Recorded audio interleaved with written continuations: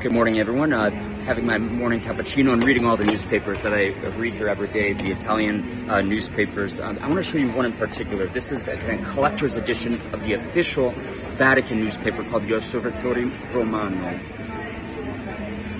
In the front there it says, Grazie Francesco, thank you Francis. Look in the back though. Love that image. It's the image of the coffin going into St. Mary Major. And the headline says, in Mary's home, or in Mary's house, St. Mary Major, obviously. Yesterday was the funeral of Pope Francis. A couple of key moments that I want to bring to you. Number one, more political, but President Trump had a meeting with Zelensky. Maybe you've seen the picture. It was right in St. Peter's Basilica. Unbelievable. That would become an iconic image if we get peace anytime soon. I think Pope Francis would have liked that too. He was constantly saying dialogue, dialogue, dialogue. A lot of criticism against President Trump for doing that inside a church or at the funeral. Oh, please. Peace is more important than anything. And I think it was a great way to actually honor the objectives of Pope Francis, that keep talking, never stop talking. There's always hope when there's talk. The second big thing was the homily by Cardinal Battista Re, who's the Dean of the College of Cardinals. He's 91 years old, so he will not be voting in this conclave, but he was personally selected by Pope Francis to stay in his role. And what he has done in the homily was basically saying, it's kind of like a eulogy more than a homily. He just talked about all the accomplishments of Pope Francis from a spiritual perspective. And he was very clearly saying, this is the direction we need to continue in. Of course, the 133 cardinals were all there that will be voting, were all present, or most of them. And so they heard that. But there's a lot of talk about, hey, very good, we love Pope Francis, but maybe we need to swing a little bit more to the center in terms of clarity of teaching of the church. So all of that talk begins now, and I will be bringing to you, little by little, names of individual cardinals. Let me finish by saying one thing. Go to the College of Cardinals Report.com, collegeofcardinalsreport.com. It's an excellent website. You can look at it using your phone as well. And we'll talk soon.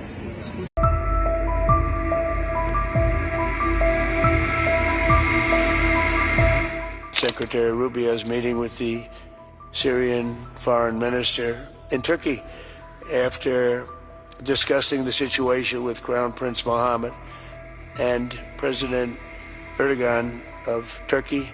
I am also ordering the cessation of sanctions against Syria to give them a fresh start. It gives them a chance for greatness. The sanctions were really crippling, very powerful. And I spoke to Mohammed, and I spoke to our friend from Turkey, who we just spoke to also by phone now, but felt very strongly that this would give them a chance. It's not going to be easy anyway, so it gives them a good, strong chance. And it was my honor to do so. So we will be dropping all of the sanctions on Syria, which I think really is going to be a good thing. And we made a speech last night, and that was the thing that got the biggest applause from the room. We had a very crowded room with thousands of people, and the statement that got the biggest applause was dropping the sanctions on Syria. U.S. President Donald Trump met Syrian President al-Shara, also known as al-Jolani, during his visit to the Middle East.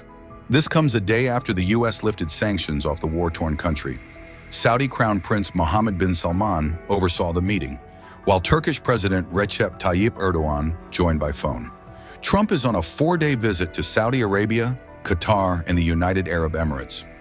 White House Press Secretary Caroline Leavitt shared a handout of the meeting, saying President Erdogan praised President Trump for lifting sanctions on Syria. Turkey also committed to working alongside Saudi Arabia to encourage peace and prosperity in Syria.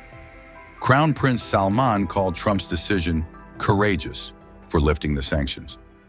As per the White House statement, Trump told al-Shara to do a great job for the Syrian people, listing out the following demands.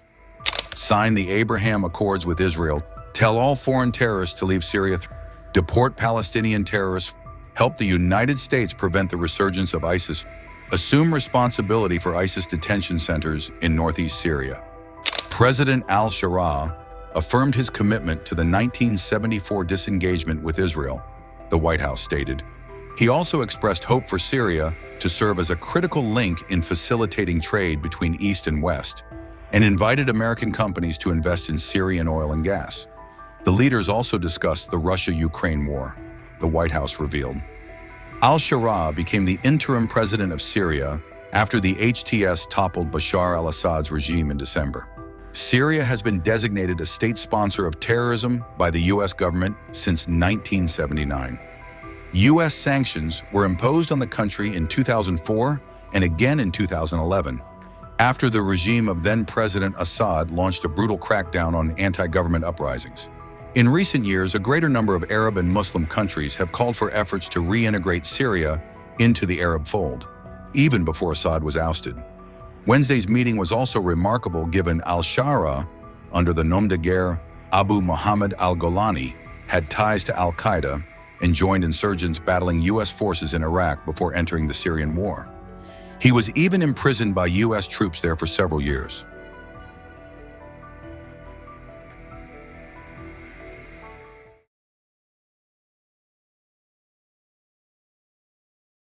Breaking tonight, President Trump's trip to the Middle East sees him as part deal maker, part peacemaker. He tells Gulf leaders today he urgently wants to make a deal with Iran, see Syria's new leadership succeed, and help end the war in Ukraine. But the president's biggest moves so far have been financial, racking up more than $1.2 trillion of Qatari investment into the U.S. I'll speak exclusively to the Prime Minister of Qatar about the deals and the turbulent region that he lives in just a few minutes. But first, senior White House correspondent Peter Doocy starts us off tonight with a wrap of President Trump's day just down the road here in Doha. Good evening, Peter. Good evening, Brett. Tonight, at a state dinner honoring President Trump, the American delegation included CEOs from Boeing and Blackstone. And so, for all the recent talk about American business leaders being distressed by the tariffs, some of America's biggest are here with the president trying to figure out how to make American companies more money. I'm honored to be the first American president ever to officially visit your great country. And the royal welcome began before the president even landed, when Air Force One was flanked by Qatari fighter jets. The jet fighters will be surrounding the plane in about 7 minutes. Part of the official visit included tips on hosting the upcoming 2026 World Cup from 2022's host. This is not your normal house. This is a palace. And an enormous $96 billion transaction for Qatar Airways to buy up to 210 Boeing aircraft. Kelly's telling me from Boeing, it's the largest order of jets in the history of Boeing. Get those planes out there. Get them out there. Traveling with the president, Defense Secretary Pete Hegseth, who signed an agreement to sell Qatar long-range drones. I think after signing these documents, we are going to another level of relationship between Qatar and the United States. President Trump is also hoping his Qatari hosts can mediate Iran nuclear talks. I hope you can help me with the Iran situation, because it's a perilous situation and we want to do the right thing. President Trump also looking to turn over a new leaf in Syria. We are currently exploring normalizing relations with Syria's new government. A brief meeting with Syria's new president, Ahmed al-Shara, left the president impressed. Young, attractive guy. While in the Middle East, the president is also keeping an eye on Eastern Europe and Ukraine peace talks. I think we're having some pretty good news coming out of there today and maybe tomorrow and maybe Friday. Ukraine's Zelensky is on his way to Turkey for the peace talks. Zelensky has said he'll only meet with Putin, who is not planning to go. I don't know that he would be there if I'm not there. We're going to find out. The buildings you see behind us here are standing on an artificial man-made island. President Trump, the builder, who says he has not seen a single tree out of place since he arrived, seems naturally drawn to this country that is reshaping the coastline as he tries to reshape the Middle East. Brett? It is quite a skyline here. Peter, just down the road, thank you. कि पाकिस्तान और हिंदुस्तान के दरमियान जो जंग की सूरत हाल है, इस बारे में दुआ करें बहुत कि आपस में सुलह और अमन की फ़िज़ा कायम हो जाए, क्योंकि जंगों में आजकल जो हथियार इस्तेमाल होते हैं इससे शहरी भी मारे जाते हैं और मारे जा रहे हैं। अब जो जंग की सूरत नहीं बन रही है, बस दुआ करनी चाहिए कि दोनों फरीकैन सुलह पर राज़ी हों और बड़े नुकसान से बच जाएं। इस हवाले से ये बात भी याद रखनी चाहिए कि आजकल सोशल मीडिया पर या इंटरनेट के और जो ज़राए हैं, इलेक्ट्रॉनिक मीडिया जो भी है, मैसेजेस हैं, उस पर हर एक बड़े आज़ादाना तबसरे कर देता है और अपनी मर्ज़ी से जो चाहे वो कह देता है, जिससे फ़ायदा कम है और नुकसान ज़्यादा है। अपनी तरफ से बड़ा इजहार हो रहा होता है कि हम क्या चाहते हैं। अहमदियों को इससे परहेज़ करना चाहिए क्योंकि ये इजहार जो है इसका फ़ायदा कम है और नुकसान ज़्यादा है। अगर पैगाम देने की बहुत ज़्यादा ख्वाहिश है किसी को तो अमन और सलामती का पैगाम दें। हज़रत मसीह अलैहिस्सलाम ने भी अपनी ज़िंदगी के आखिर में जो पैगाम सुलह तस्नीफ़ फरमाई थी उसमें अमन और सुलह का पैगाम था। इसलिए इसे हर अहमदी को याद रखना चाहिए और इसी के लिए कोशिश करनी चाहिए। अल्लाह ताला मासूम जानों के नुकसान से बचाए सबको। बाज़ बड़ी ताकतें भी हैं, लगता है इसे हवा देने की कोशिश कर रही हैं। वो चाहती हैं कि दोनों ताकतें लड़ें और कमज़ोर हों और उनका असला भी बिके। अल्लाह ताला इनके शर से भी बचाए। The big news coming at the moment, China has spoken out after the ceasefire. We will stand by Pakistan to uphold its sovereignty. China's comments come after the Chinese foreign minister, we are told, has spoken to the Pakistani leadership and has said China will stand by and uphold sovereignty of Pakistan. The president expressing big confidence in the big, beautiful bill. I believe it's the biggest bill of its kind ever in the history of this country. And Speaker Johnson and Leader Thune have done an incredible job. I mean, I'll let you know we have to get a vote, but we have a lot of support for that bill. Yeah, that as the Senate Republicans held a retreat on Wednesday to discuss the stalled reconciliation bill. Senate Majority Leader John Thune joins us right now on the couch. Great to see you, Senator. Great to see you, Senator. Thanks for having me. The President made some news, and he put this on Truth Social. He's looking to raise the upper bracket on tax reform when it comes to big, beautiful bill. He says this: the problem with even a tiny tax increase for the rich, which I and others would graciously accept in order to help the lower middle income workers, is that the radical left Democrat lunatics will say, read my lips, like George Bush. The elder that said that have cost me the election, Ross Perot cost me the election, in any event, Republicans should probably not do it, but I'm okay if they do it. So having said that, are you open to raising the top bracket, which is now 37.5, maybe putting it up to 39? Right. Well, and what I always say, Brian, is we don't want to raise taxes on anybody. I mean, we're about lowering taxes on Americans. But as the House, and they're the first mover on this, as they look at how to accomplish the president's big, beautiful bill, they've got to figure out how to wedge all the things the president wants to do, extension of existing tax policy, hopefully making a lot of those policies permanent into a certain amount that they have to work with. And so I think the president's emphasis, particular emphasis on working Americans, is one that most people appreciate. And that's why you got the no tax on tips, no tax on overtime, lowering taxes on Social Security, people who are on. And I think, you know, his focus in this, yes, is getting growth in the economy, which is what the business side does.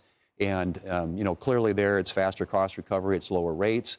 You want to get growth in the economy, better paying jobs, people making more money, taking realizations, paying taxes. Government revenue goes up. But Mr. Leader, what's the latest on SALT? Because I saw that statement from the entire New York delegation, the Republicans, and they're saying that they want SALT in there. They want the deduction. I At see 60%? Right, I don't think it's fair. And I pay New York taxes, but I'm from Texas where we have no state income tax. But they're saying that they won't vote for the bill unless it's there. Yeah. Well, and I think that's predominantly, Lawrence, a House issue because of New York and California. But when frankly, I think we realized to get the bill passed, we're going to have to give some relief. But the point in 2017 of capping the SALT and putting a cap on the deduction was to get out of the practice of having low tax states subsidize high tax states in this country. And so as a matter of policy, I think it's the right policy. But I do understand that there are people who are impacted in certain parts of the country, which is why I think the House is going to have to figure out a way to accommodate that. But we need to do it in a way that's reasonable and realistic. and doesn't break the bank, because they've got to, like I said, there's a lot of stuff they have to wedge into this, the headroom that they have to get this done. And I think the president is rightly focused on working Americans. I think it's smart for you to say we want to continue these tax cuts from 2017, but we also want to make them permanent. Permanent. The Democrats are accusing Republicans, Donald Trump and the Republicans want to cut Medicaid. Listen to this and we'll get your reaction.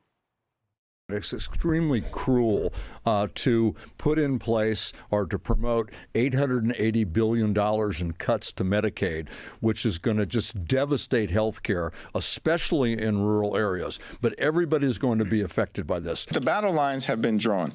Democrats are standing on the side of health care and the American people. Republicans, once again, are trying to take it away. It only takes a handful of Republicans to stop this, to protect Medicaid and save working families from losing their health care and going hungry.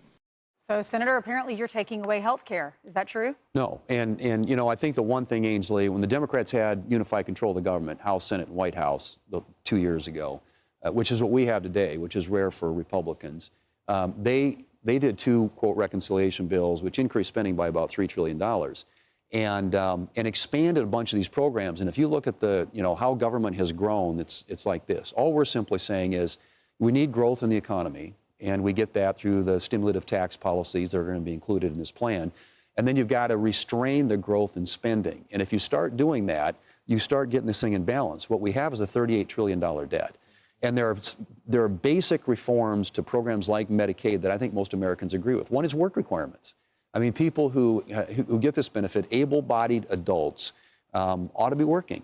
And so that's something that I think both House and Senate agree upon. But that has nothing to do with affecting beneficiaries, which is what Democrats are going to say. Democrats are going to scream no matter what, because that's what they do. They grow government, and when they're in power, they spend. And when we're in power, we want to make the economy the place where we get the growth and where people get better paying jobs and better health care and everything else. And so it's a very different philosophy, and that's a political attack they're going to make, but it's a hollow one. It's worthy of 2 hours, but Obamacare blew up Medicaid. And now the federal government's paying for state aid at a rate that's unsustainable, but they want to say you don't like poor people if you try to reform it. Now, Sean Duffy just texted over. He is the new transportation secretary. He needs money to reform all air traffic control and modernize it. Can you get him the money? We will. I mean, air traffic control is critically important and a priority. Modernization of the air traffic control system is necessary and essential. It's been put off for way too long. He's finally clear-eyed, focused on getting that done. And we will support him however we can with the resources he needs to get that job done. And one final point I make on coming back to Medicaid, you're absolutely right, Brian. There are states like New York and California that have gamed the system for a long time. It's unbelievable. And they've leveraged, they use provider taxes, which they rebate to providers to get additional revenue into the state, leverage that to get more federal revenue. It's become a huge game. And I think, the waste, fraud, and abuse in some of these programs is something that we need to focus on, and making sure that Medicaid dollars are being used for what they were intended to do, and that is to help low-income people, disabled populations, and ensure that it's hitting the target as opposed to being used by big states to increase their coffers. So everything's still on the table. The goal is to make the tax cuts permanent, and the goal is to get those taxes reduced. But at the same time, the president's saying for those horrible rich people, we're willing to take it. We're willing to take a tax Senator, increase. thank you so Thanks, much. Senator. We pray for our Hopefully leaders. They'll have a big task. All right, guys. Thank you. Just try to get it done by Memorial Day. That's right, please. Yeah. I think it's now it's 4th of July, right? Yeah. 4th of July now. I'm Steve Doocy. I'm Brian Kilmeade. And I'm Ainsley Earhart. And click here to subscribe to the Fox News YouTube page to catch our hottest interviews and most compelling analysis. Here with me is Texas Congressman Brandon Gill. Congressman, great to see you tonight. I mean, the sky is falling refrain that we've heard for the past month. I mean, in the first day or so, yeah, the market was falling. Okay, we get it. But they took that to be permanent. It was never coming back, and Trump was to blame. Your reaction to where we are tonight? Thanks for having me on. That's exactly what you would expect from the Democrats. It's more fear-mongering. But listen, President Trump ran on tariffs. He ran on bringing jobs and manufacturing back to the United States. And he said, listen, there's going to be some short-term economic disruptions, but let's get through this. Don't panic. In fact, he said something far more profound that I don't think he gets enough credit for, which is do not let short-term market fluctuations dictate long-term economic and industrial policy. We have a serious problem in this country where we have seen jobs in our manufacturing base go overseas. We've seen middle America completely hollowed out. It's been incredibly destructive for our country. We're going to fix this. We're going to get through it. Don't be a panicking. And it's turned out President Trump is being proven right once again, just like this jobs report shows. Yeah, and I will say that all of the, if you want to say the Liberation Day losses, if you're going to attribute it to Liberation Day, as of today, I believe all those losses have been wiped away. So we're back to where we were before. So again, all the panic for no reason except for, for politics. But Congressman, not everyone is buying this, so watch. Americans across the political spectrum who are declaring that the president's reckless tariffs hurt workers and families by raising the cost of everyday essentials, devastate the retirement accounts, and paralyze American businesses, large and small. Oh, are you buying this? Like the little guy is being hurt here, Congressman. No, it's the little guy whose jobs are coming back into the United States. And the key portion of what we just heard there is everyday essentials. Let me ask you, does it make sense for the United States to rely on hostile foreign nations like China for everyday essentials? No, that doesn't make any sense. It's dangerous for our national security, and most Americans can see that, and that's why more Americans trust Republicans and President Trump on economic policy than they trust Democrats. Well, Congressman, let's turn to the other big news of the day. President Trump outlined his 2026 budget request. Now, we should say he wants to cut non-defense spending, discretionary spending, by 22.6%. But still, the defense budget gets about $13 billion increase. And there's increases to Homeland Security, $43.8 billion, Veterans Affairs, State Department. So you get some cuts, HUD, HHS, Energy, State. Gets a little bit cut, but are we cutting enough spending at a time where we have $37 trillion in debt? Well, listen, there's always more spending that we can cut. We're $37 trillion in debt, as you mentioned. We're running almost $2 trillion annual deficits. We're going to bring those down. There's always more that we can do, but this is a huge step in the right direction. And what President Trump here is doing is decoupling domestic spending from national defense. That's a huge paradigm shift. It'll make huge progress going forward because we don't have to negotiate with Democrats as much whenever we're trying to decide what spending levels look like, whenever they're trying to ramp up spending far more than is appropriate. And the likelihood being 10 and a scale of 1 to 10, how likely is it that these DOGE cuts are going to become permanent? I understand that some senators in the other chamber are, Collins perhaps, and others are not thrilled about the rescission package. How likely is that, 1 to 10? Well, we're going to make sure this gets through. This is what the American people want. The rescissions package that is being proposed now includes defunding for NPR and PBS. These are left-wing propaganda outlets. Listen, if Fox News wanted government money, I would say no, we shouldn't be funding left-wing media either. They can say what they want, but they don't have any right to our tax dollars. And that's what we're going to go after, and I think we're going to be able to get it done. All right, Congressman, I'm going to say that's an 8.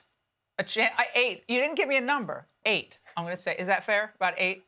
I think we're at a 9. We're at a 9. That's about as high as you can get in D.C. Okay. All right, Congressman. Thanks so much. We appreciate it. It'll seem like I'm being evasive. Yeah. But I don't think people should be taking medical advice from me. What? I mean, he's the leader of our Health and Human Services. What else has he said during this hearing that sort of shocked people? So look, this is a hearing that focuses on the HHS budget, but it's the opportunity for members of both sides of the aisle to ask Kennedy some pointed questions, not just on his medical advice, which you just heard there, but also on changes he's made at that agency, at career vaccine officials at FDA, for instance, resigning, as happened a few months ago, and even on HHS's reversal now that we've reported at length of the firings of these 100 plus healthcare workers at HHS who were tasked with running a healthcare program that specifically helped protect coal miners from black lung. Remember, those firings were reversed after some political pressure from lawmakers and a series of reports from many of us here at ABC News. Kennedy has his hearing in the House this morning. That is now concluded. He'll have a hearing starting in the Senate in just about a half hour from now, and you can expect some pointed questions from members on both sides of the aisle as well. And notable in the Senate, that is the committee that RFK Jr. had to testify during his confirmation process. So expect some members of that panel to have some follow-up questions after that process, Kira. The message of leaders here is very, very clear, and that is that we're focused on Ukraine, and we've been with NATO allies here in Norway. President Zelensky came in virtually to part of that meeting. So our focus is on Ukraine with our European allies. Of course, today we also announced our biggest ever sanctions package against the Russian shadow fleet. Really important work, again, discussed with our allies this afternoon. And so that's where our absolute focus is with Ukraine, defending the values that yesterday at VE Day we were remembering and commemorating that were hard won in the Second World War. On trade, the US deal announced yesterday was clearly a big political win, but can you say with confidence that voters will notice the benefits, and isn't deeper ties with the EU the big prize? The deal with the US yesterday was a really good deal and very, very important. It will be measured in billions of pounds, and particularly in the many thousands of jobs in car manufacturing, in steel, in aluminium, in pharmaceuticals that it is absolutely focused on. And because it also covers issues like tech, it gives us great potential for the future. So this is a really good deal for our country. Of course, there were two trade deals that we signed this week. India on Tuesday, the US on Thursday. Got a very important summit with the EU a week on Monday, where we are resetting that relationship as well. And that's because I've been clear. We will be relentless in wealth creation, driving our economy forward and making sure that working people across the country feel better off. There were no changes to the digital services tax in the deal yesterday, but it seems that the US still does want movement on that. Can you guarantee that there won't be any changes on that in the future, or is that up for debate? Well, the deal that we signed off yesterday doesn't cover that. That's predominantly focused on steel and aluminium and reducing those tariffs, on car manufacturing and reducing the tariffs there, and then future-proofing for pharmaceuticals. Three really important sectors, and that, as I said, will be measured in thousands and thousands of jobs that will be protected, saved, and will thrive as a result of this. On digital services, there are ongoing discussions, obviously, in very other aspects of the deal, but the important thing to focus on yesterday is the sectors that are now protected that the day before yesterday were very exposed. Just very quickly, I wonder if you had any message for the new Pope. Well, I welcome the new Pope. I was at the late Pope's funeral in Rome the week before last, and it was an incredible moment. And so this is a new chapter. So I welcome the new Pope, and I look forward to working with him. Listen, I got an 83-year-old father, and nothing boils my blood more than how he's treated by the healthcare system. But there's ways to change things, and what you don't do is go shoot a man in the back who's got 2 kids and a wife. Thank you. This poor guy, Brian Thompson. Brian Thompson, a name that we're never going to remember in history. But history will remember this douchebag Luigi Mangione's name. And that is why these young folks keep killing, whether it's school shootings or cold-blooded murder in a subway or a piece of garbage, piece of shit like this guy, is because we make them heroes. It's the Night Stalker syndrome. You're from California. You remember the Night Stalker back in the 80s and 90s? The worst serial killer of all time. What he did to women was unthinkable. Hundreds of women. And then the media made him a sex symbol and a superstar. And this man lived happily ever after, while all his victims and their families suffered. This is the insanity of our society. We don't punish these violent criminals. We put them on a pedestal. Let me tell you this. As funny as this sounds, Dan, the reason that this guy shot that poor man in the back is because he had a health problem with his back or something. Right. And he couldn't get his willy up, okay? So he went and shot this man in the back. He had no hero message. He shot this man in the back because he couldn't get it up. Yep. Now, let me explain something. I was a player back in my days. I enjoyed a lot of company of the young ladies. I'm sure you did. And I also drank a lot.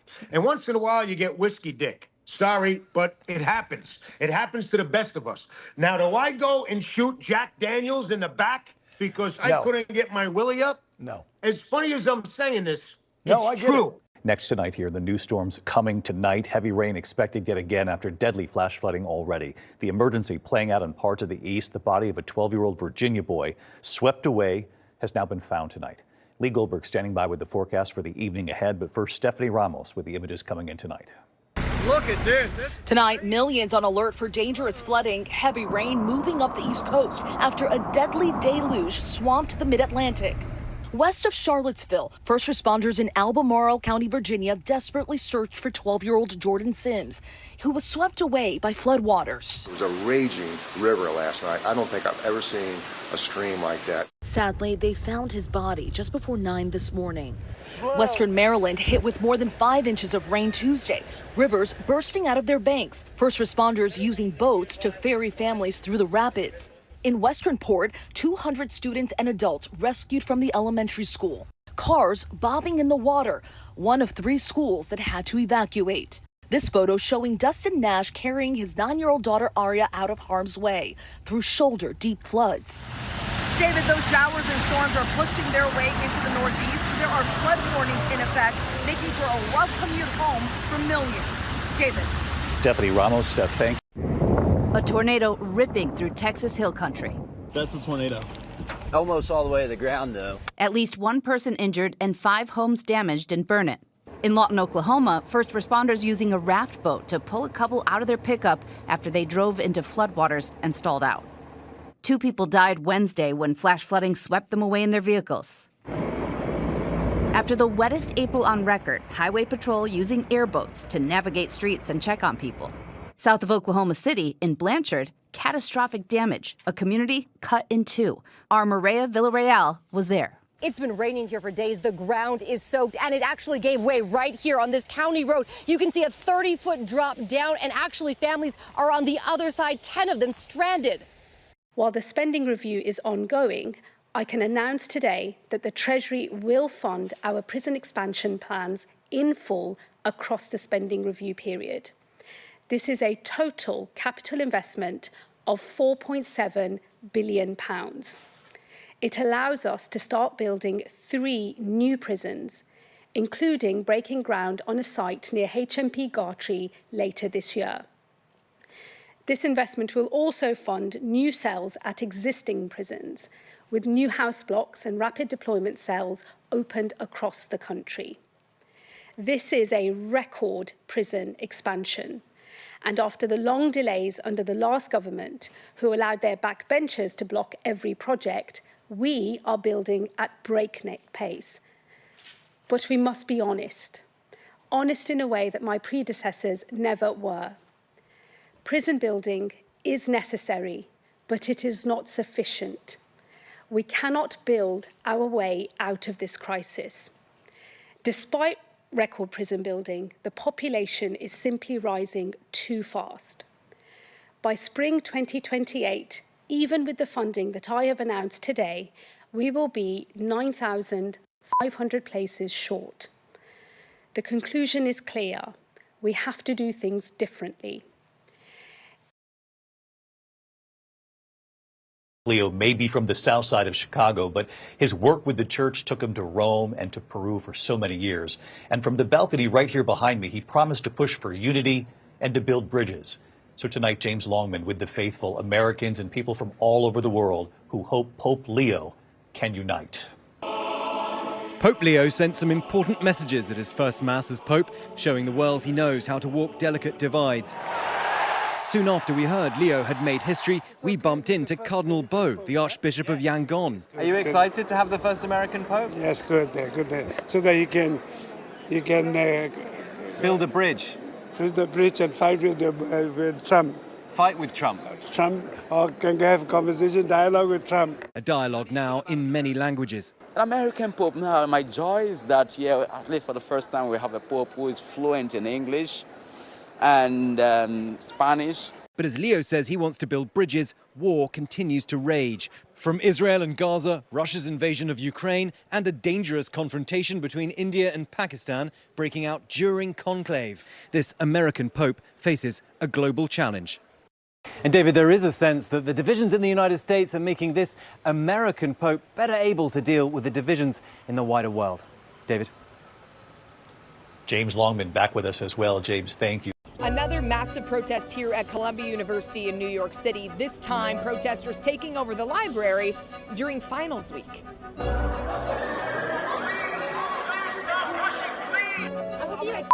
This is our school. We're paying $90,000 a year to go here. Yeah, you don't have the right to take over. Like, we're paying to be here. Are we taking? We're paying to be here. You don't care. So about 80 people were arrested at the protest, and more than half are Columbia students. The White House says if any of them are here on a student visa, they can say goodbye to that and pack their bags. President Trump has put a lot of pressure on these Ivy League schools, including Columbia, telling them they need to crack down on campus chaos and stop anti-Semitism. This is the first time Columbia followed those new policy changes that were put in place after the crackdown, telling these students to take off their masks and hand over their IDs or get arrested.